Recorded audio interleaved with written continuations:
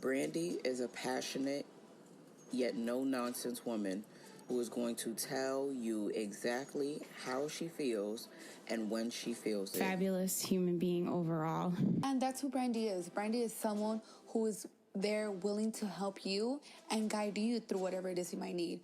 She helps you to reconsider your preconceived ideas or reconsider new ways to approach a topic. You don't need people in life to agree with you on anything or everything. What you really need is someone to keep it real, and she does that exactly. When she don't even know, I feel like when I make my first million, I owe her a lot of money. This season of Brandy Was Here, the podcast is sponsored in part by Blood of a King Clothing, a clothing line focused on bringing out the best within you. Blood of a King Clothing is a motivational clothing line that is helping you find the greatness within. You can shop Blood of a King Clothing at bloodofakingclothing.myshopify.com. TBM Skincare provides the tools that help women love what they see when they look in the mirror. With the full line of plant-based products, we invite women to reclaim their time by adopting a self-care routine that invites luxury into their homes. The company began making small batches of natural skincare in 2015 after founder Brandy Vernado crafted the recipe to cure her adult acne. In doing so, she also found the confidence to pursue her dreams of being a full-time entrepreneur. Since its inception, TBM Skin has made luxury skincare accessible to everyday people and is committed to helping communities rebuild their sense of pride and their unique identity. You can shop TBM Skincare at www.tbmskin.com. Hello, and thank you for tuning in to another episode of Brandy Was Here, the podcast. I am super excited today because, as you all know, I am kind of a nerd and I nerd out on all things spiritual, which is what this entire season has been about. And today, my guest is going to talk to us about something that I'm pretty sure most of us didn't really know was a thing, right? Maybe you've heard of mediums, you've heard of psychics, but this particular area of that work is really interesting, and we're going to talk all about it, get to know our guest. So I'm going to have our guest go ahead and introduce yourself, let people know who you are and what is it that you do. Thank you so much for having me. My name is Elaine, and I am a womb healer and holistic kinesiologist. And what I do is I help women that are struggling to conceive, women that have had trouble with infertility or recurrent pregnancy loss. I help them heal from the trauma and really get to the root cause of why they haven't been able to conceive, so that they can finally get pregnant and hold their babies in their arms.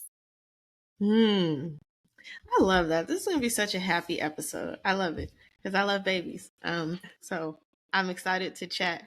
Now, before we get into the actual interview, here's the part that I did not prepare you for, and that is a round of quick fire questions that are just meant to help you relax and or, I don't know, they could be anxiety provoking as well if you like to be prepared. But just a few questions just to help the audience get to know you better before we get started. Are you ready? Okay, I'm ready. Yeah. Yes. Fire Well, don't away. think too deeply about these. Okay. Just kind of whatever comes to mind. The first question is, what is the best thing going on in your life right now? The best thing going on in my life is that I live on Maui, Hawaii, and I am just in awe every single day that I get to live here. I've been here 5 years and it still feels unreal that I'm actually living here. Okay, a little bit of FOMO, a little bit of jealousy. What is your go-to mantra or affirmation? My go-to mantra is I am here, which might sound a little bit weird, but when I say that, it helps me come into the present moment. And I feel like that helps me just center myself. So when I say I am here, I am here, I am here, it kind of just pulls all my energy back into where I am right now. Yeah, gonna try that. What is your definition of faith? Yeah. My definition of faith, oh, that's a good one. I would say believing and trusting in the unknown, and not worrying about the how, but just knowing that everything is working out for your greatest good. Mm-hmm. What's the thing you lean on when life gets hard? Well, I lean on my husband tremendously. He is my rock. And I feel like, I just can't even imagine my life without him. Mm. What is the biggest misconception about spirituality? Oh, the biggest misconception about spirituality. Oh, I know.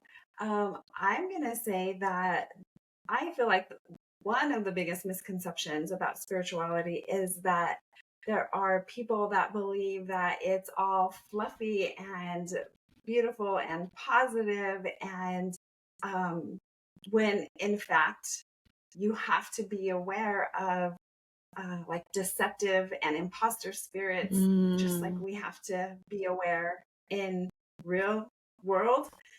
We have to be aware of people that have ill intentions. You have to have that same discernment when you're working in spirit and in the spiritual realm. And it's not always rainbows and butterflies. Very, very true. Name a book that has helped you on your journey. One of the books that has helped me on my journey is a book called Spirit Babies. And that was a book I read years ago, before I, shortly after I had my spiritual awakening, when things started happening for me. But I feel like that really helped me understand more about the Spirit Baby world and the Spirit Baby collective. I'm excited to learn more about that. What single thing would you like to make absolutely certain you do in this lifetime? Say that again? What is one thing you want to make absolutely certain you do in this lifetime? Oh, one thing. I feel like I just want to share hope. I feel like there are so many people that are struggling and suffering, and I just want to share messages of hope that there are options. I feel like we get caught up thinking that this is it, this is all we have, or this is all that there is. And I feel like once we can really step into our own greatness and understand the potential, that we can change our lives. So that's what I would like to do. It's beautiful. Hope. I love that. Thank you. That's all the questions. You did very well. Was not able to trick you or catch you off guard at all. So good job. Let's talk about you. So you currently live in one of the most beautiful places in the world. Where are you from? I am originally from New Mexico. So I went from the desert to a tropical island. And tell us a little bit about what led you there. Because I made a big move too. I grew up in California and I moved from California, Bay Area to Chicago a couple of years ago.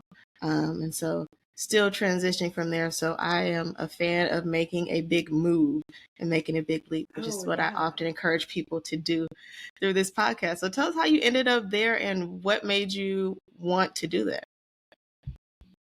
Sure. So I came to visit in 2017. I came for a retreat, actually. And when we came, I just fell in love. I was so happy. Now it is one of the most beautiful places on earth. And when we left our vacation and went back to New Mexico, I was sad.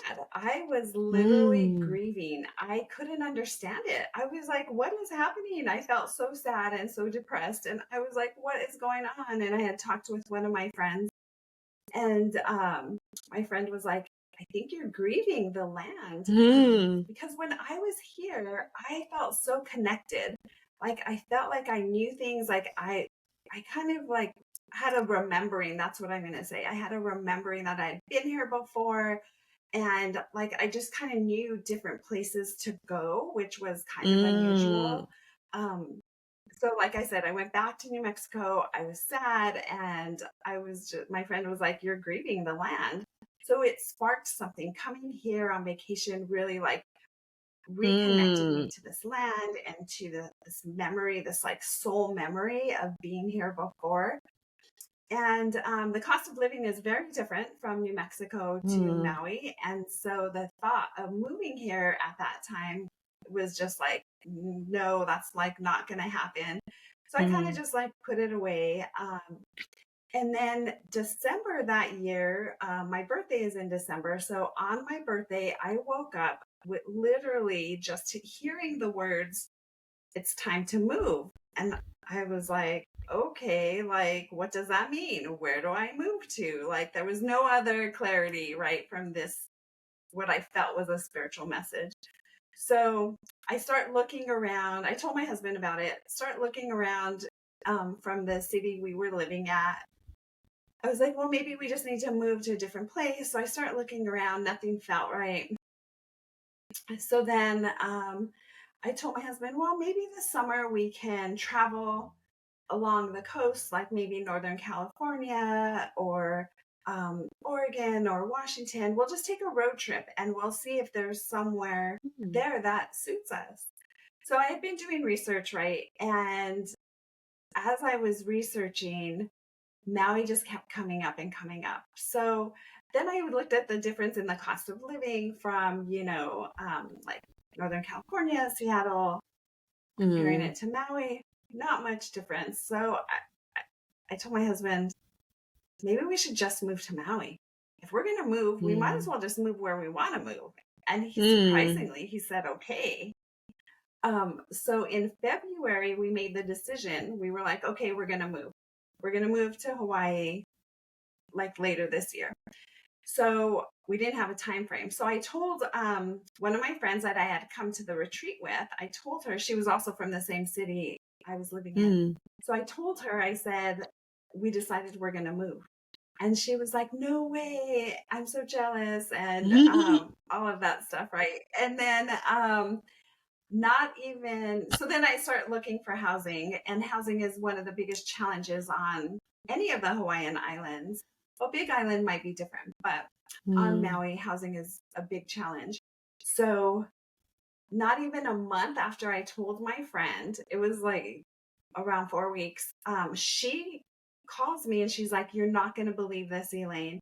I have a friend that just bought a house on Maui and she wants to rent it for 3 years. Do you want me to connect you with her? And I was like, oh my gosh, yes. So I met my landlord in the same city that I live in, that I lived in at the time. And I met her, we got our contract together, and then we had housing in March, right? So, and then once we got that nailed down, then we just started selling everything. We sold everything. We sold our houses, we sold all of our belongings, and we were here in July. So this month is now 5 years that we've been living here. So we came here with literally 2 suitcases each, and that was it, and sold everything. And it was such a freeing experience. Like, it's really hard to put into words, which I'm sure you know what that's like, but it just felt like everything just really lined up and it was really meant to be. And so we took that leap. And some people don't understand what that's like, but I just always say, you never know unless you try. Like, what was the worst thing that could happen? We move here and it doesn't work out. Well, we could always move back, right? So we took a big leap of faith and came here, and we have been really happy ever since. Leaps of faith. I love that. I'm so glad I asked you that question because a couple of things. So one, I try to tell people that, metaphorically, literally, where you currently are is not necessarily where you're meant to be or end up. And I think a lot of people get stuck in well, I was born here, I've lived here this many times or this long, or, even in their career, well, I've always had this job or I've always worked for this company. But when you take that leap of faith to go out and explore, which is why travel is so important, going to retreats is so important, conferences, and you get exposed to something different, you'll know when it's time to move on and when it's time to go. I'm not saying you're going to go on vacation and, everywhere you go, you want to move there. It might not be for you. It might just be for a visit, but it might be the place for you. When you move and you get there and you say, I've always wanted to feel like this, or wow, for the last 10 years, I've been looking to connect with people who were like this, and here they are. Or I've always wanted to have these things, and then you go somewhere and there it is, right? Open yourself up to the possibilities by getting out and traveling. Don't be afraid to step out on faith and see what happens. Exactly. Like moving was the furthest thing from my mind. Like I never even thought, until I came here, that I just never really thought about it. And one other thing I want to add is that my husband didn't even have a job when we came. We came and he had no job lined up. Talk about blind faith. Like literally, Yes. like I said, we sold everything, came here. We knew we had a place to live for 3 years, and we knew we would have to figure something else out after that. And we did. And as soon as my husband was ready to look for a job, he had a job within a week. So I just feel like sometimes you have to take those leaps of faith, You do. You do. So you were living in New Mexico. What were you doing for work at that time? I was doing similar work. So I actually had a brick and mortar office, and I was seeing clients in person in my office, and and then I was doing a little bit of online clients, but not really. I had mostly in-person practice, and that was really nice. And so when we moved here, I just switched my practice to be full-time online, and I've just been doing that ever since. I love that. Now, how did you get into this work? Because, I think a lot of people growing up, as we're all trying to figure out what our career path would be and what we want to do, a lot of people like helping people. Not everyone likes working with children. Not everyone likes working with people who are expecting children, because it can be a challenge. So what made you want to work with this population of people, and when did you sort of realize this was it? This was the gift? Yeah, so it's actually really interesting. So I have a degree in information technology, and I used to be a webmaster and project manager before I started doing this work. And in 2010, I had a miscarriage, and I didn't tell anybody I was pregnant. So when I had my loss, I didn't tell anybody that I had the loss. And so I just stuffed it inside and didn't really think about it, because as a society, we just don't really talk about miscarriage very much at all. And I just kind of put it aside.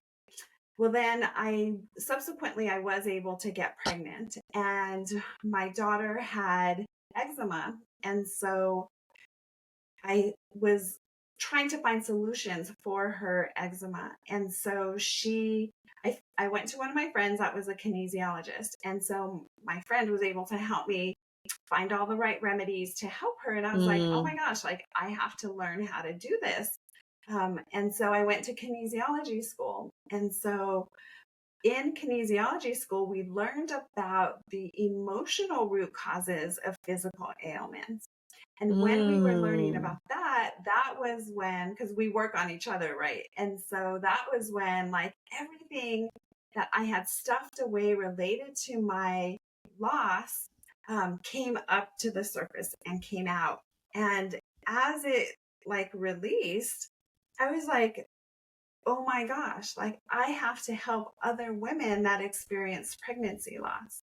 So a couple things happened. So I finished kinesiology school. That's what I started focusing on, was helping women heal, like deal with their grief and release the grief and trauma related to pregnancy loss.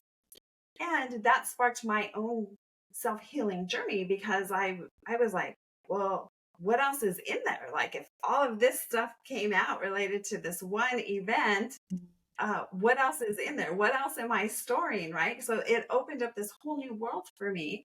So I went to go see a hypnotherapist, and the lady said, before we get started, I'm going to hand you a rattle, and we're going to open up the 4 directions before we get started and open sacred space. And I was like, okay, I don't really know what that means, but okay. So she said, she hands the rattle to me, right? So she put the rattle in my hand. I kid you not, in that moment that the rattle hit my hand, it was like this instant awakening, this instant remembering. Like, in my mind, I had all of these images just pop in of myself as a healer, as a shaman, as a priestess, like all of these different lifetimes. And I knew it was me. And tears just start coming down my face. And I look at this woman that I just met, and I'm pointing to the rattle, and I said, this is me. And she said, yes. So I didn't know at the time that the hypnotherapist was also a shamanic practitioner. And so I did the hypnotherapy, and then she referred me to her shamanic mentor. So I began studying traditional proven shamanism with her mentor, and then went on to continue those studies. So I feel like my loss is what prompted this whole journey of self-healing that led me to do this work. And so as I'm working with clients, the other thing that happened is that I started to see spirit babies. I saw silhouettes on the wall. I would see, I would just see and hear messages from not only the babies that were miscarried, but also the babies that were wanting to come. And so from there, that's just kind of how all of that started. Wow. There's a lot I want to talk about in that. One, like, I want to touch on what you said about like not telling anyone about your loss. I think that a lot of times as women, we feel like people won't make space for us, or we don't want to take up too much space. So when we're dealing with something emotionally, there's also this fear of being called too emotional, right? That you might share something that's going on with you and people will say, oh, get over it. Or, oh, it's been a week now. You're still crying about that. Get over it, right? You should be strong. Or, these things happen, right? People don't always, when things are happening to us personally, we don't always feel like we have a community, village of people who can understand what we're going through. So we just kind of tuck it all inside and keep it to ourselves. The other thing that you said, though, is that when we don't deal with our emotions, they don't just go away. They actually appear physically, right? So people will sometimes have these unexplained headaches, or you get a rash out of nowhere, or now you just can't sleep at night, or, all of these different things that manifest physically, and we don't connect them to our suppressed emotions that, we've pressed down and haven't dealt with. And so now we have all these physical symptoms, and we're trying to, heal them topically and do all these things. But it really comes down to us getting on that self-healing journey and figuring out what are the things that we haven't addressed so that they too can leave us. What has been your experience in working with clients with that? Is this an easy thing to do? Do people immediately kind of make the connection of, this physical thing is happening, and now, oh yeah, that connects to this loss that I had or this other thing that I had? Or what is that journey like for them? Yeah. No, I don't think people generally make that association at all. But what I have found in my practice and the years of doing this practice, and I've been doing this since 2014, what I have found is that particularly, I'm going to say particularly unexplained infertility, I feel like there's always an explanation, and that is at the emotional or spiritual root cause. And so, so many people are struggling not making that connection. But as we work together, like things are just revealed to me, and we address those. I feel like I'm very much like a medical medium. And I can see the body, I can see the energy, the blockages, and then I just kind of fine tune and focus into that area. And then I get images about what it could be. Maybe they experienced trauma as a child. A lot of my clients have experienced some sexual abuse, and maybe they, and a lot of times they don't tell me. My clients won't tell me, but it always shows up. So as we work through releasing whatever that prior trauma was, and sometimes it's not even from this lifetime, honestly, it can be from other lifetimes that there's some sort of energetic memory in the field. As we release that, then they get pregnant easily. And yeah, and so I just say that, Western medicine knows what they know, and I know what I know, and I have seen so many miracles in my life, and that's why I love doing this work. I love being a mom, and I love helping other women become mothers as well. Yeah, yeah. Now, something else that you talked about before, you went on to actually, conceive and give birth to a baby after your loss. Did you seek any kind of assistance in your healing journey? Did you go to counseling? Did you eventually talk to someone prior to welcoming your daughter into the world, or were you still kind of suppressing and just kind of pushing through? Well, I was just pushing through and suppressing, because I didn't start my self-healing journey until like later on in like 2013. My daughter was born in 2011. So a couple of years of still just like not really knowing or understanding it. Like I said, it wasn't until I first went through kinesiology school, and then that opened the floodgates, and I'm like, I'm going to try this. I'm going to try this modality. I'm going to try this. I wanted to try anything and everything that was there. And now, all these years later, I still continue to seek assistance because I always want to grow. I always want to heal. I have my own healer that I work with, and my own mentor that I work with, so I can continually learn and heal and grow so that I can be the best that I can for my clients and for my family.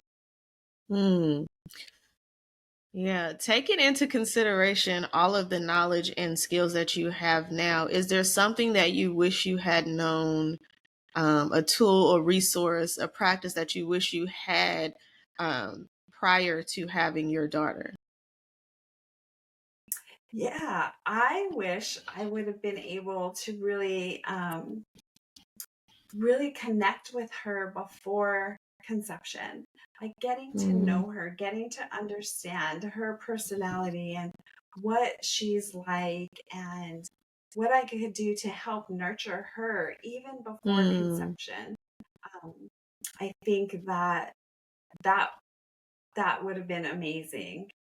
And what types of things would you, spirit-wise, would you have done to nurture her? Because I feel like, pregnant moms do a lot of, I mean, you can't avoid the connectedness between you and your child when you're pregnant, right? It's a very physical thing. Right. But, we don't always, especially with a first child, you don't always kind of know what to expect. It's kind of a surprise of what, how the baby is going to come out. You might know the gender, but you don't really know much about their personality. So it's like you're preparing for the unknown in a way. So spiritually, as, an expectant mother, what could one be doing to kind of usher that child into the world? Yeah, so I agree. Like, there's always a connection between mom and baby, a really strong connection.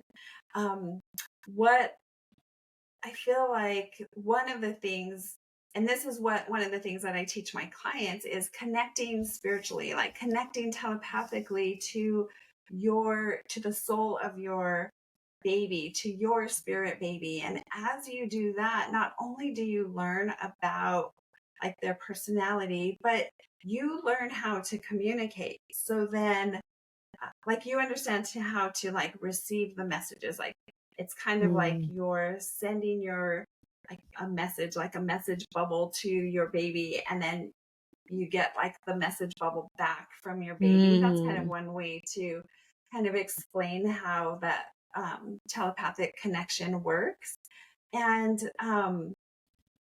it starts from intention, just having the intention to connect with that soul, with that baby, and spending the time really nurturing that connection. So as my clients do that, and as I teach them how to feel the presence of that energy and that soul, they learn, like especially prior to conception, they learn when that soul is here, when that baby is near, and they learn how to really feel that and to trust and know that that's happening. And so when my clients are pregnant, it's easier for them to continue to build that connection and strengthen that relationship, so that when they're born, so many of my clients, the first year of having a baby can be really challenging because baby's crying. You don't know exactly what it is. Are they hungry? Are they wet? Are they tired? What is it?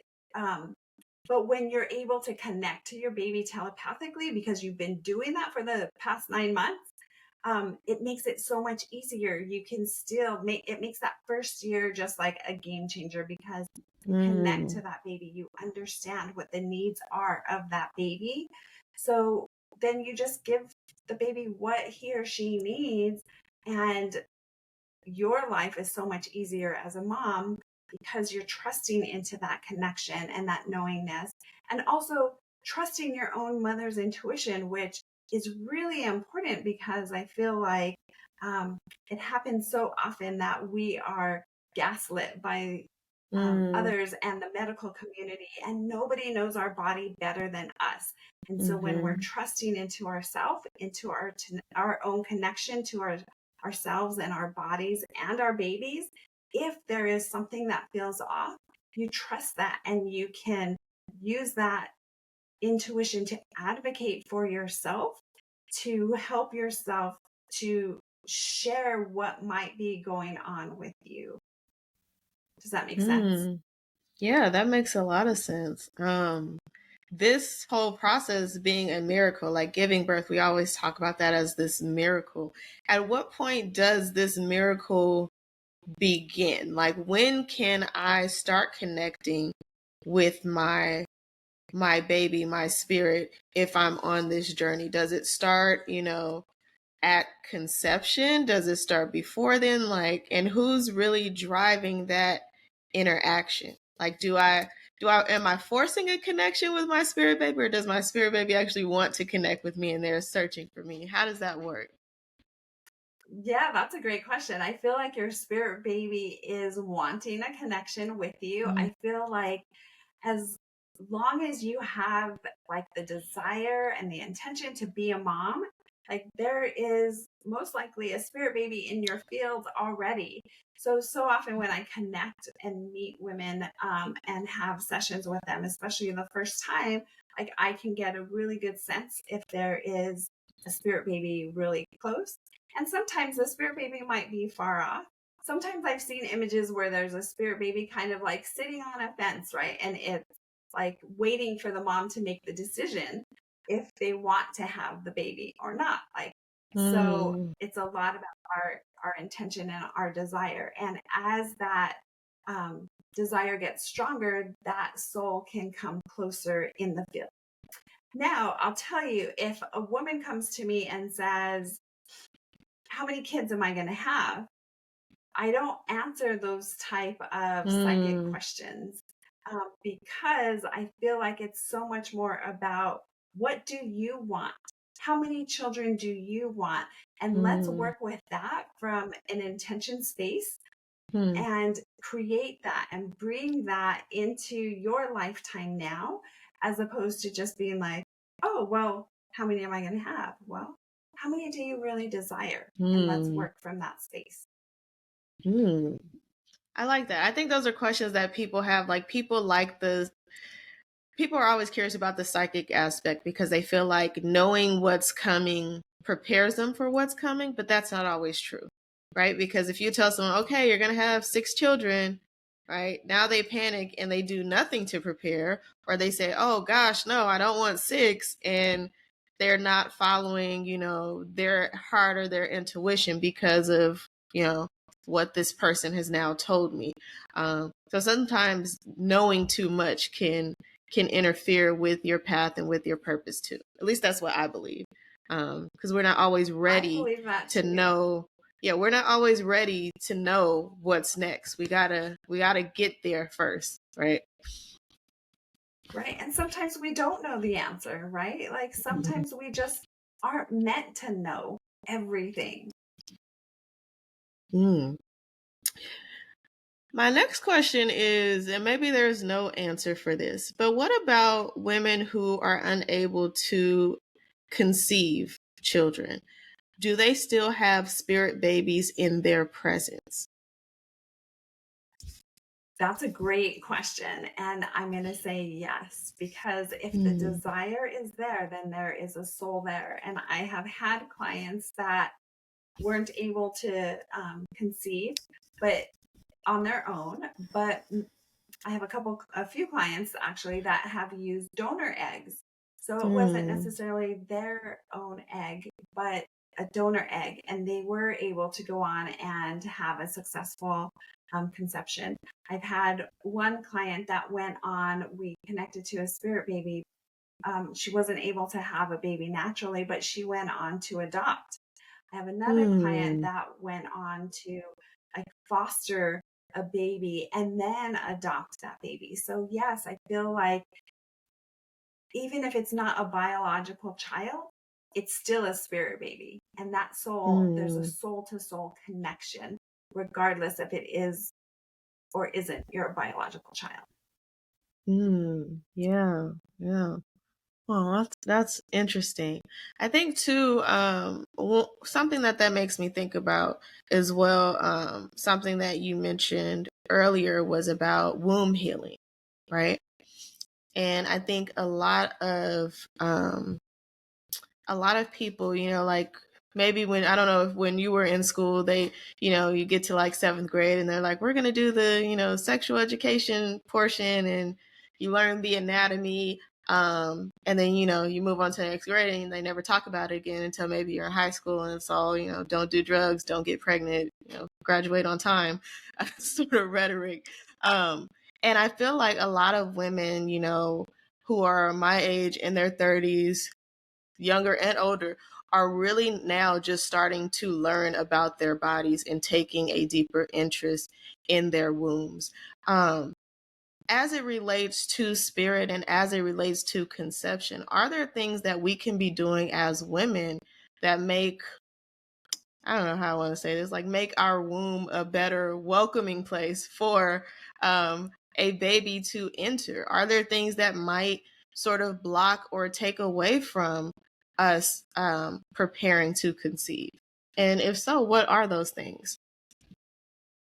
Yeah, well, first of all, I feel like connecting to your own womb is very powerful. Understanding the different phases of your cycle is really powerful because different depending on what phase you're in is going to depend on how creative you feel or how much rest you might need. And so honoring all of those different phases and then just kind of keeping track of, okay, this is how I feel, around ovulation. And then just honoring yourself and making the space to plan accordingly will make a big change in your life. The second thing I suggest is simply just connecting. All you have to do is place your hands over your womb space and just connect. You just simply have to say, I connect to my womb right now. And then you just sit there and you can offer love to your womb. Feel the love coming out of the palms of your hands onto your womb space. And then you just kind of sit there and be present. And then you can start to feel tingles under your hand. And that's the response. That's your womb space responding to you. And you just continue to do that. And I always recommend do it every night, right before you go to bed. Just lay there, be intentional, connect.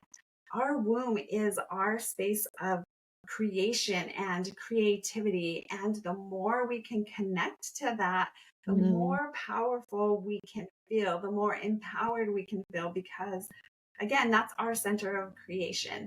Whether you're creating a book, a baby, a business, whatever you're creating, that's where that energy comes from.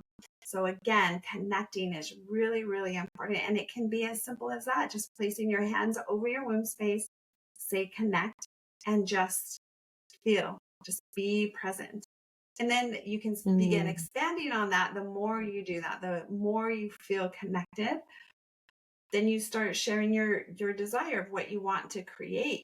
And then just be open to see and feel responses from that energy center.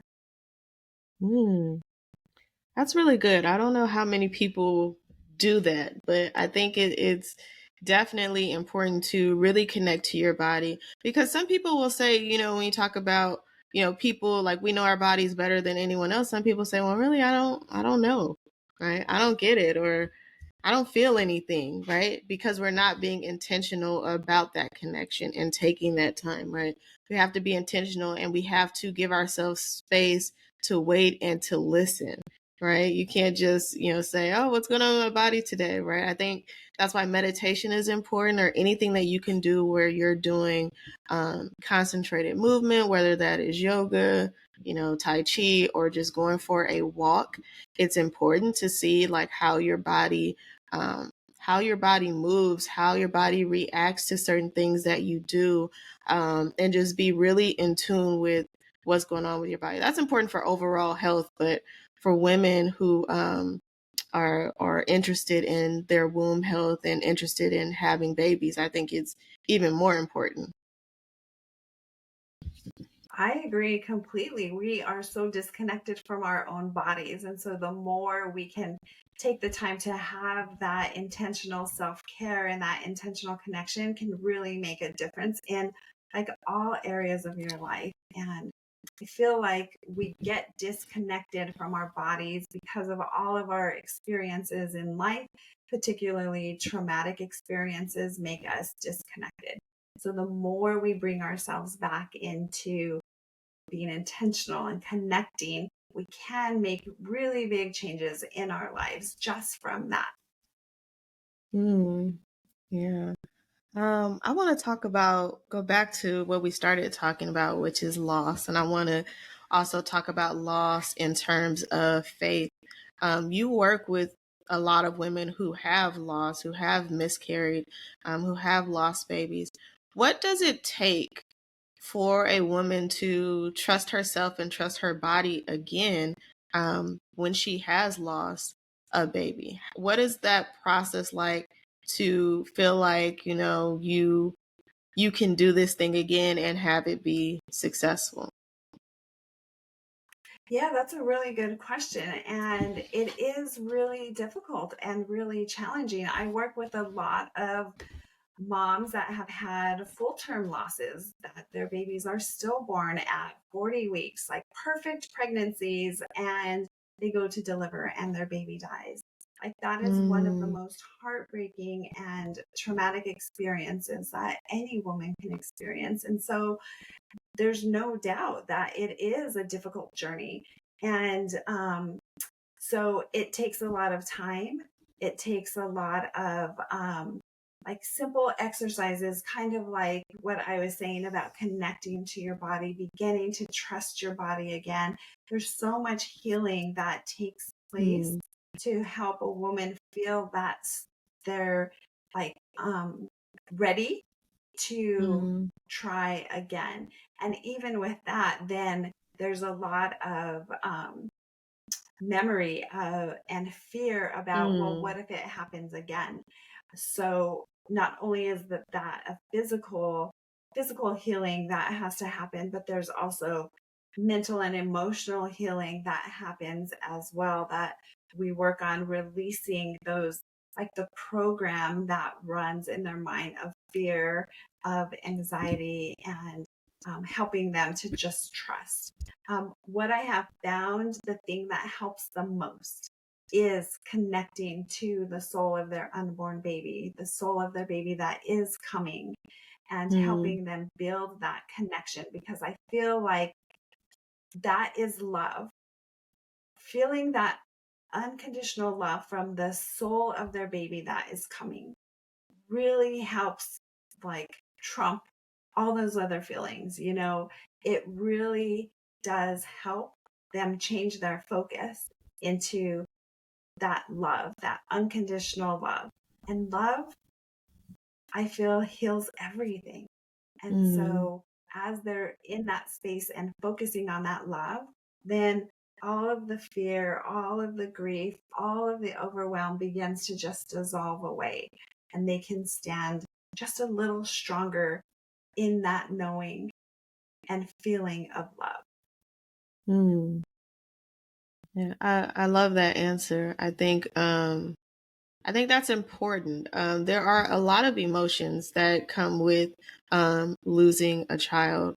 And it does take a lot of time to work through that. And I want to say to people who are listening, if you have lost a child, you know, healing is not a linear thing, and it may take you longer than, you know, it took someone else, or you may not immediately feel any real kind of emotion towards it, right? I know a lot of women miscarry kind of early on in their pregnancy, and they feel they haven't made a real connection to their baby, and it doesn't seem as big of a deal to them as it does to other women who have carried the baby longer, or even carried the baby to term and have lost a baby. So everyone is different, and your needs might be different. So how you work through it really depends on you. My next question is, do you find, or do you believe that there is a difference between someone who naturally loses a child and someone who chooses to terminate a pregnancy or a child? Do they still undergo the same kind of emotions and processing after that happens? Well, I feel like everyone is different. And so, of course, everyone processes it differently.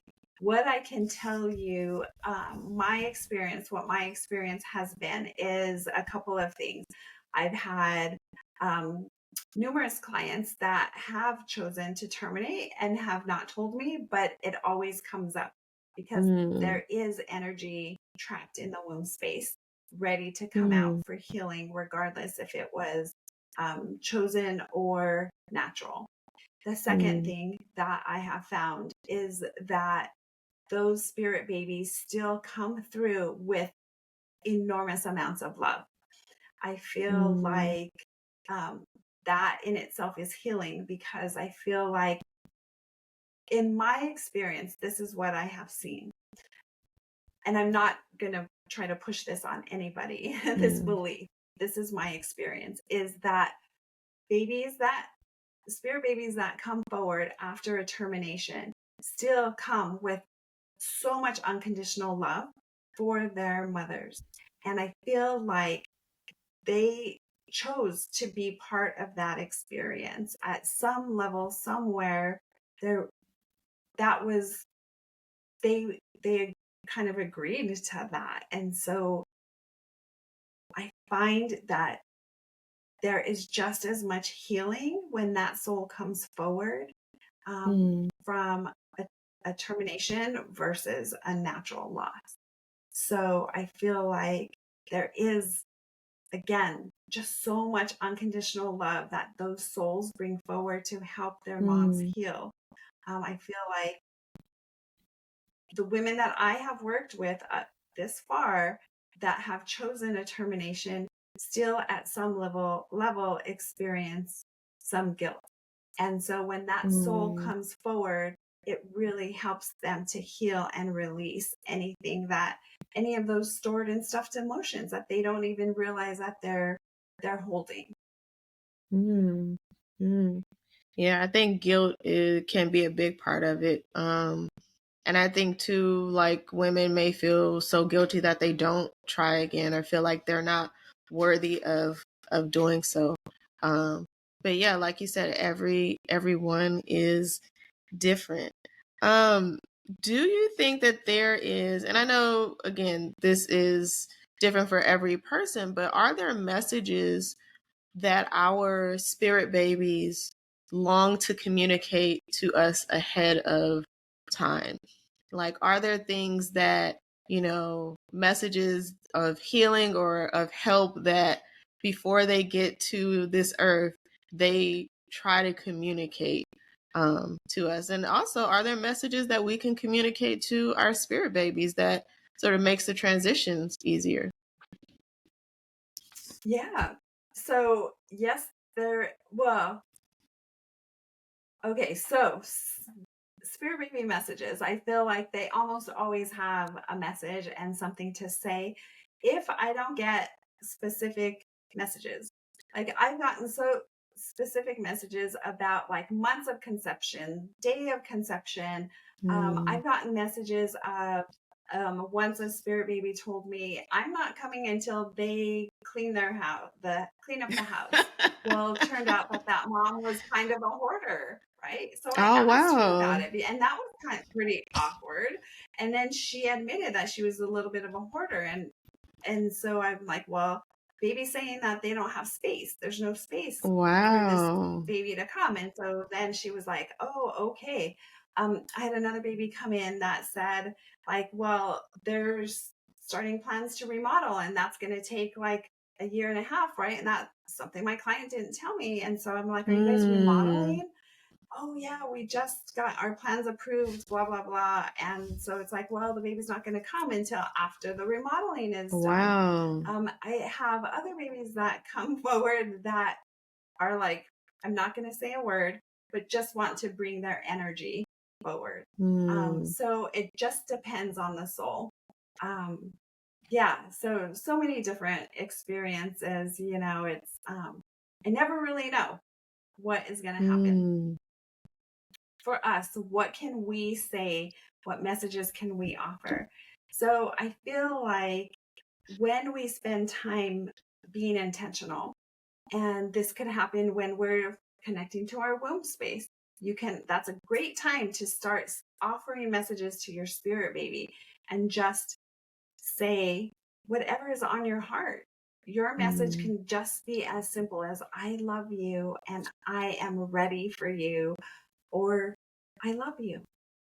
I love you. That's all it has to be. It could be as simple as that. Or the more you do that, the stronger your connection is. And then you can start asking more specific questions like, what's your personality like? Are you going to be athletic? What kind of music do you like? Do you like to read? You could get more specific info, the stronger that the connection gets.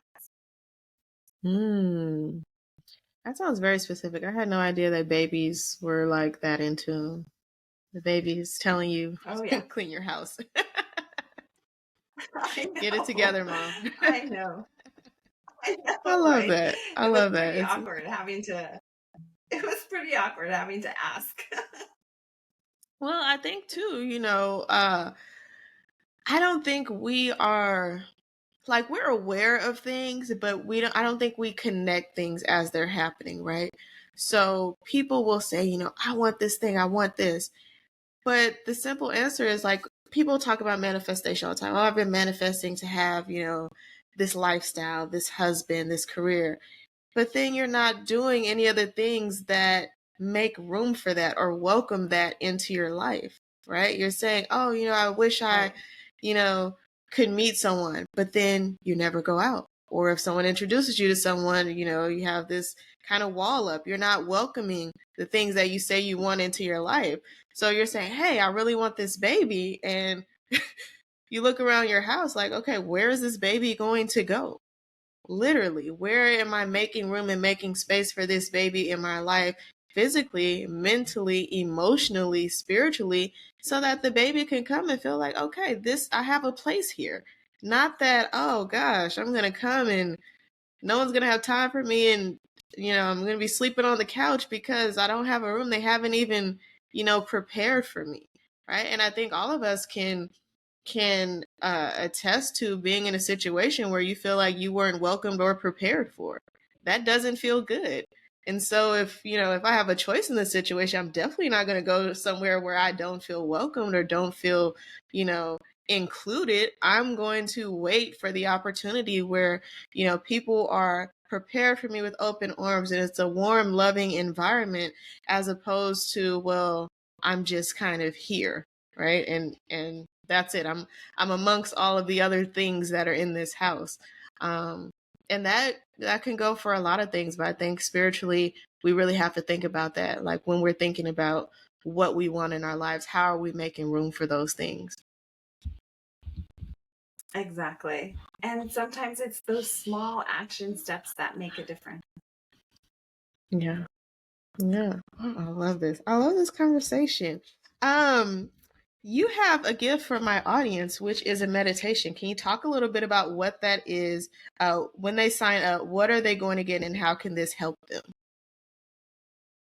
Sure. Yeah. So, what I'm offering is a free guided meditation to connect with your spirit baby. And so, what they can expect is it's like, I think 20 minutes. So, it's not a very long amount of time. But what they can expect is to have a beautiful connection with their spirit baby. And again, I recommend that they listen to it multiple times to continue to build that connection and strengthen that connection, and then use that tool to continue to grow, and share your desires, the desire of your heart to be a mom. You share that with your spirit baby and begin welcoming your spirit baby into your life. That sounds really good. So for those of you who are listening and you have thought about having a baby, or you are even pregnant right now, it would be a great meditation for you to have. It would be a great gift to someone who is experiencing that or preparing to experience that. So make sure you grab. I'm going to put all that information in the show notes, so just be easy for you to click and go. Where else can people find you online if they wanted to reach out and work with you? Yeah, thank you. So I am primarily on Instagram right now, and you can find me just by searching Elaine Lopez-Bogard. You'll find me right there. I am on Facebook, but not nearly as often. And I just started on TikTok. So I just have just a few videos there. So Instagram is the main primary place. The other place would be my website, which is healingthewomb.com. Yeah, I love that. My last and final question is there anything that I did not ask you that you would like to share?